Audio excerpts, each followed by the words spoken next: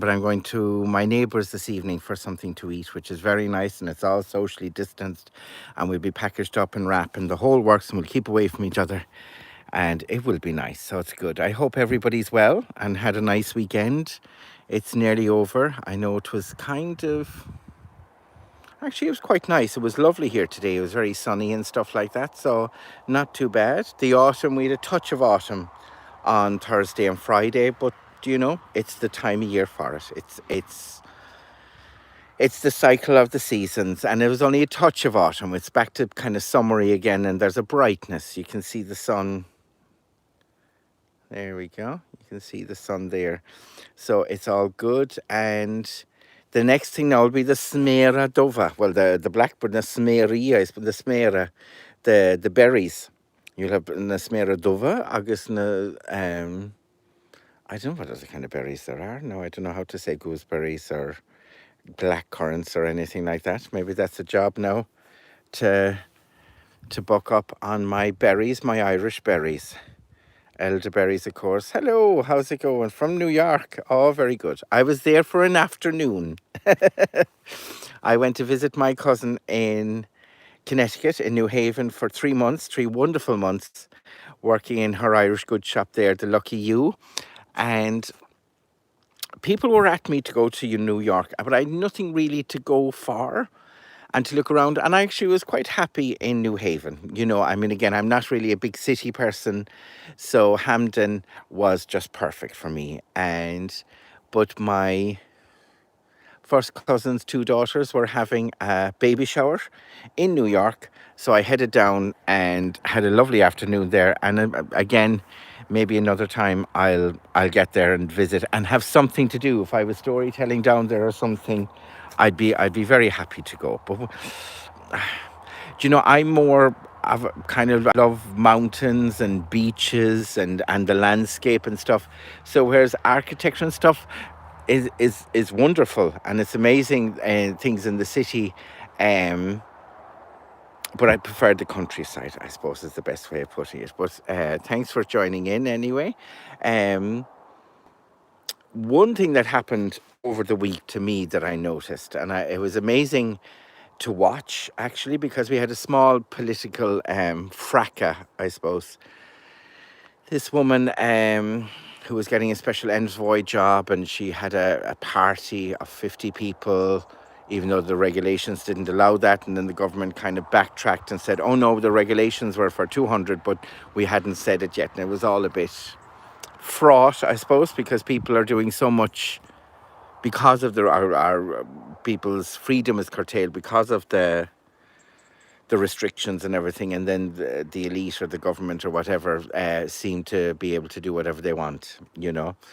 And by golly, didn't I get kind of lured into Twitter and watching tweets going up saying like nasty things about the woman that was organizing the party, and well, not nasty things, but very political things, and very anti-establishment, anti-government. And then I got involved in putting up things, and of course I had a few funny things in there, but it was amazing to watch myself to kind of spiral out of calmness into this whirligig of, yeah, do you know what, and yeah, and you're going down this, and then it started pouring out into other things that I was looking at on social media,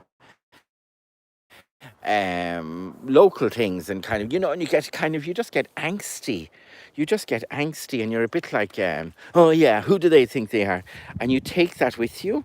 And I found myself spiraling away from calmness and away from goodness, I suppose, or just been able to say, like, yeah, look, she had a party, right? Maybe she's. See, of course, we do think that the political class and the academics, that they're clever and they're wise, when it's nearly the furthest from the truth. They haven't a clue. They really haven't a clue. And you do have to watch out for that. No, I think you nearly have to take it now as, because even there's another thing happened over the weekend. I don't want to go into too much about the circumstances, because it would kind of give away who I'm talking about. So, but I was approached in the supermarket by a woman, and this woman would be very I'm trying to think of the right word. Is it spiritual, or religious, or holy, or because it's not spiritual. Maybe it's maybe she's religion based. Would that be? She's very, very religion centered. That's the way to put it. She's very religion centered and would be doing a lot in the church and stuff like that. And she kind of, I wouldn't say attacked me now, but held me for a minute. Well, how would you? But anyway, it was about somebody. Oh, there's a. Oh yes, hold on. Did I?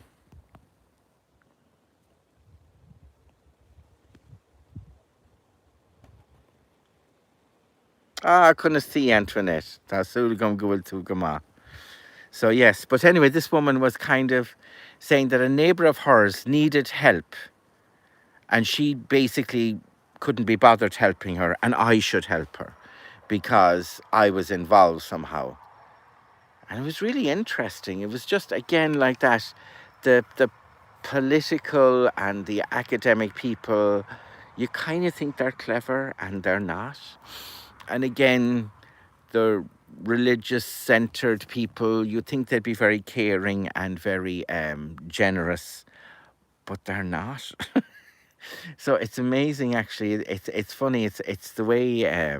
I suppose that's the way it is. Whatever your weakness is in, that's what you'll pretend to be strong at. Do you know what I mean? Ah, go home to Antoinette. Boicus Lydia go to Gama. Tan I'm sure go Holland and shot. The weather is lovely here now. Beidir is faith a lot on Grian hall. Agus é ag dul sias. Tis dul sias and spare. It's going down in the sky. So yeah, it is funny like that. We kind of pretend. No, we assume that people are the way they pretend to be. I suppose is and we can be fooled a little bit, you know. So I was hoping to have a special guest with us this evening, Bernard Casey, a great comedian who's nationally known, maybe internationally as well, and it's great because he's from Portmagee, but due to circumstances beyond everybody's control, um, it didn't happen this evening, but it should happen tomorrow or the week ahead. But you just have to be. Anyway, I'm never stuck for words, so I'm all right. It's not like that I'll dry up or anything like that. But it will be nice to have Bernard because, again, our families are very intertwined. I suppose, like a lot of people in Portmagee,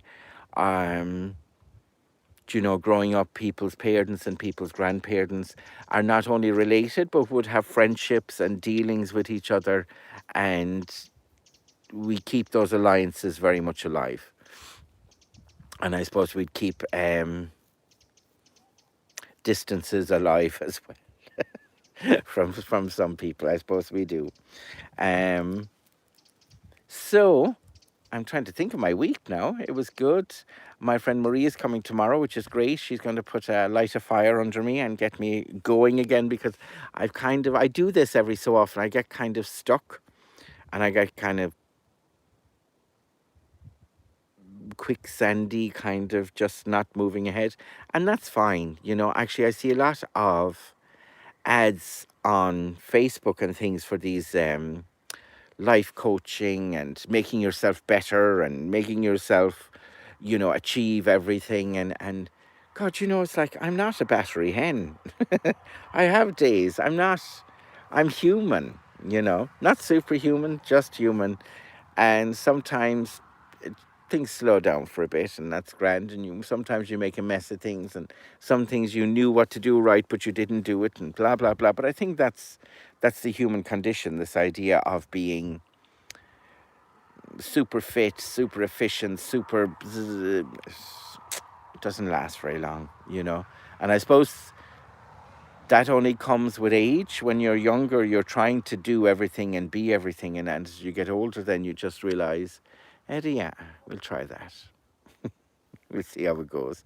Even socializing, like I was out last night for dinner, and that was really, really nice.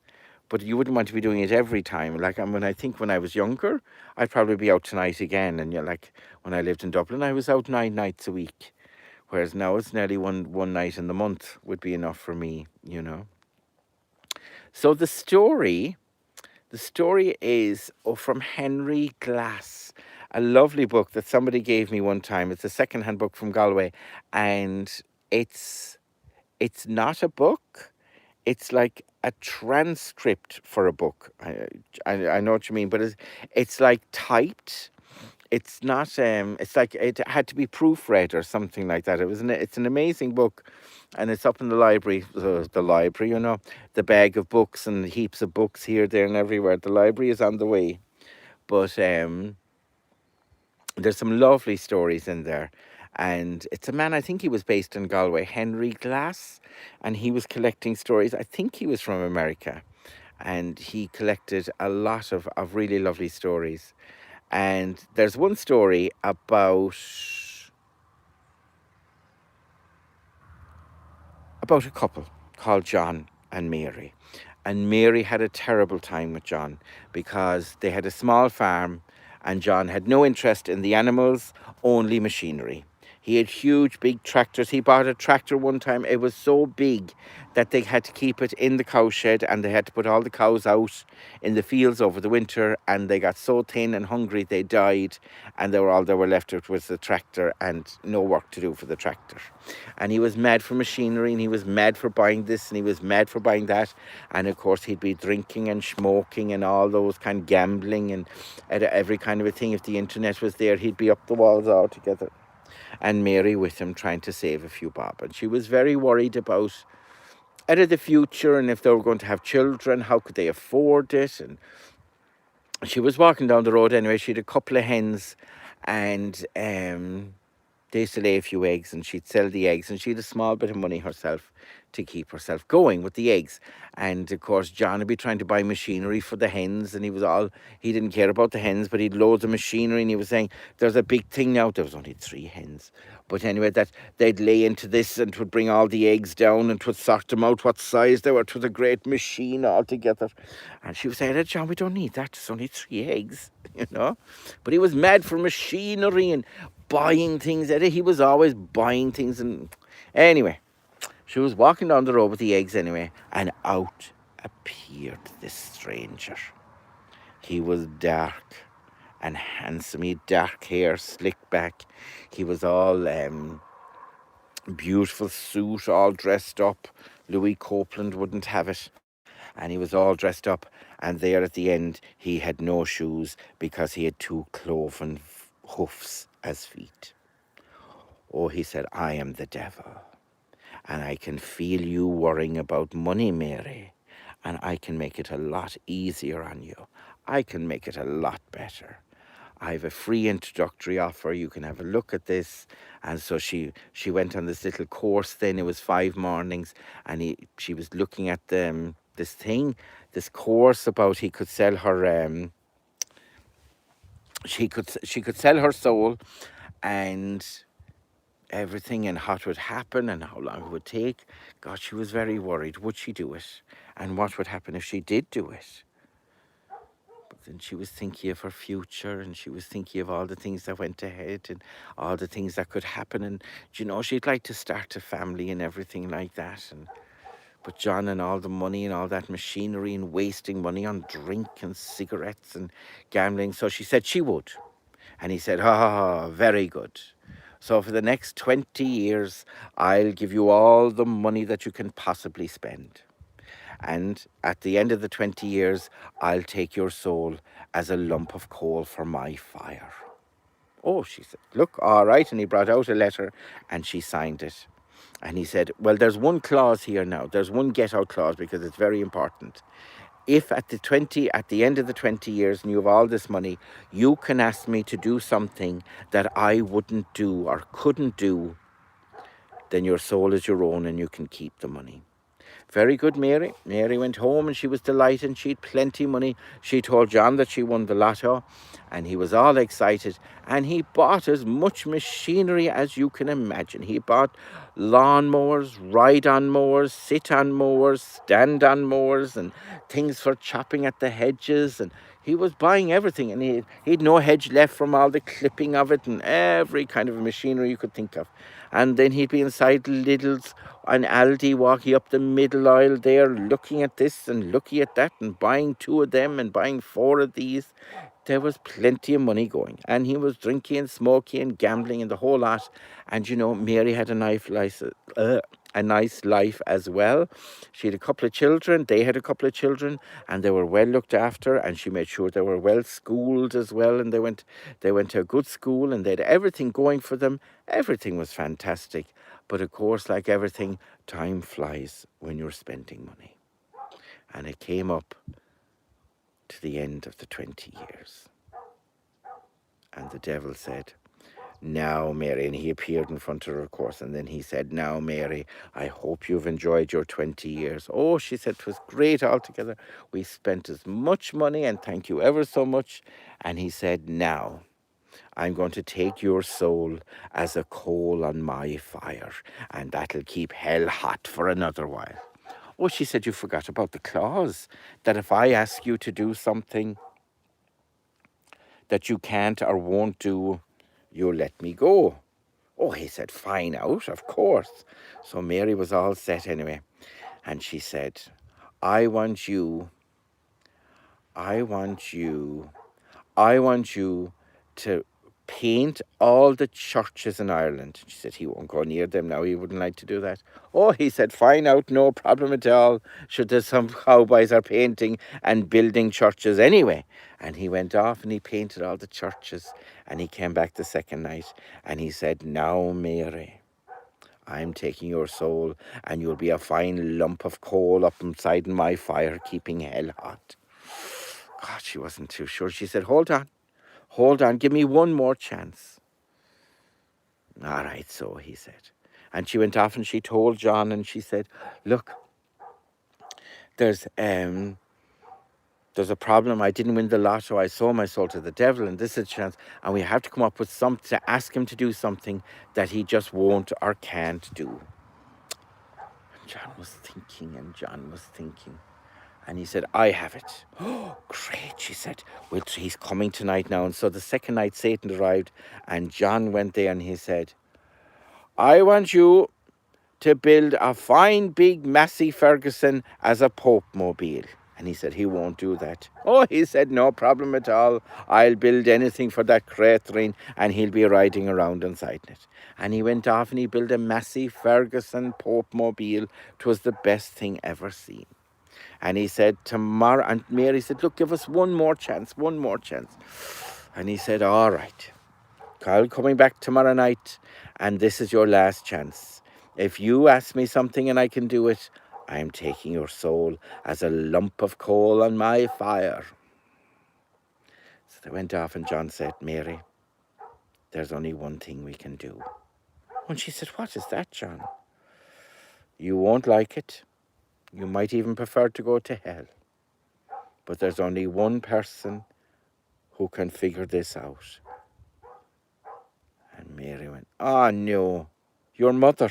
We're not asking your mother. If she gets involved, she'll be blaming me for selling my soul. It'll be all my fault. She'll never let me live it down. And he said, no, Mary, she's the only one. She'll come up with an answer. And Mary had to think about it. Would she prefer to ask the mother-in-law for help or to go to hell for eternity with her soul as a lump of coal on the fire? So they went off to John's mother to ask her for help. And of course, John's mother was delighted. It was into her barrow, of course, that Mary messed up and she sold her soul to the devil.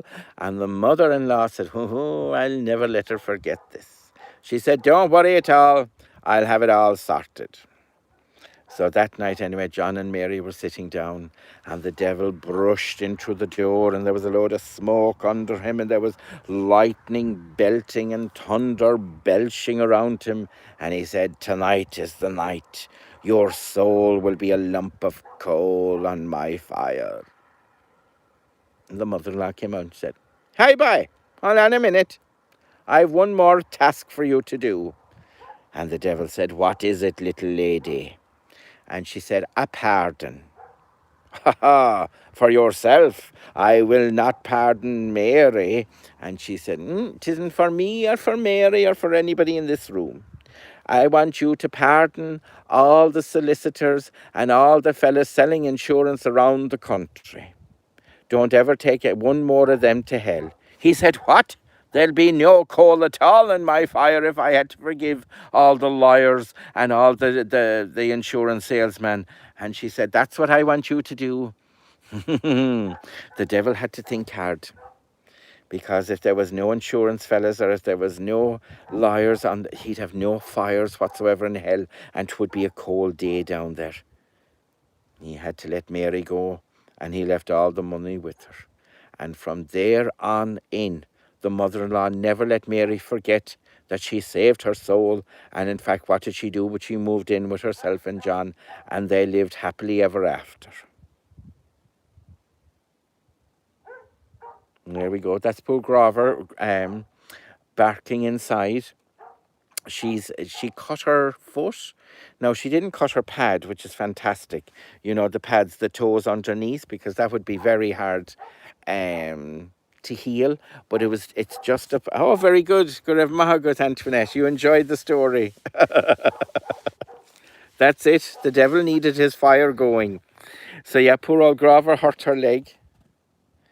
Not her leg, she cut her paw. So it's healing, but the devil, what she does is she's running around the place, galloping around, and then she kind of opens the wound again. So I'm trying to get her to rest, to seal up the wound a little bit. And it is, and my sister had a great idea, my sister Maureen, to take her down bathing in the Strand in the salt water, and 'tis doing her a lot of good. Like that, but I'm trying to get her to take it easy, but by God, she's one devil for not taking it easy. But so she's back, you know, she wants to be out tearing around the place, but I'll go into her shortly now. So we should have Bernard next week. We'll probably record it during the week. I'll be on in the mornings, 20 past 8. I hope everybody's well. My Patreon page is out there. I'm going to start this other thing where you can buy me a cup of coffee. I'm not too sure. It seems to be simpler than the Patreon page. So that's there as well. I'll advertise that over the week. I'm getting, what's the word? Instruction on PayPal and Patreon and YouTube and this and that and the other. It's amazing how I've let it slip over the years. I was quite an old dandy on the computer, but it's just practice when you get into it again. But I suppose lockdown really... For me, lockdown expanded my mind again, not to be worried about this one having a party in Dublin, not to be worried who was at it, not to be worried about what they're doing, but to be looking after the goats, watching nature, those kind of bigger things in life. And I suppose I've got more into that now. So it's PayPal and all those things have gone with it. So I suppose I have to relearn those again. So I will say Saranara, as they say. Slán in Ishgach. Thank you ever so much for tuning in. As I say, next week again, it might be a recorded one, but sure, that's no harm at all. And we'll talk to you in the morning. We'll be there around 20 past 8, milking and everything like that. They're in a new pasture. They're absolutely delighted with themselves. They're eating all around them. Dinah, I must put that up. I have a little video. I had them all out.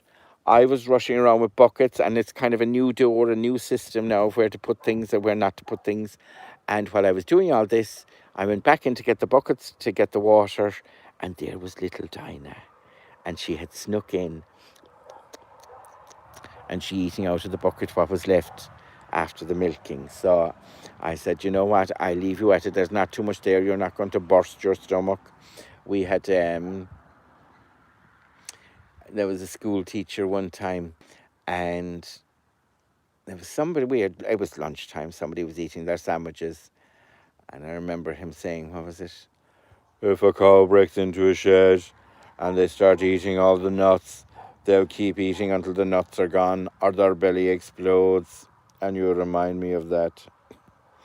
Um, so Dinah, there wasn't enough there for her tummy to explode or anything like that. But it's funny. I do notice the goats will stop eating. Even Ninja there now. I'm milking her after the two lads have gone to a new home, and Twink as well. Um, and sometimes I leave her eat away for a bit, but she'll stop. She'll kind of go, "Oh no, that's enough for me now." Maybe she's on a diet. So have a lovely week, everybody. Slán in ish. Go raibh maith agaibh ar fad. Talk to you then. Slán.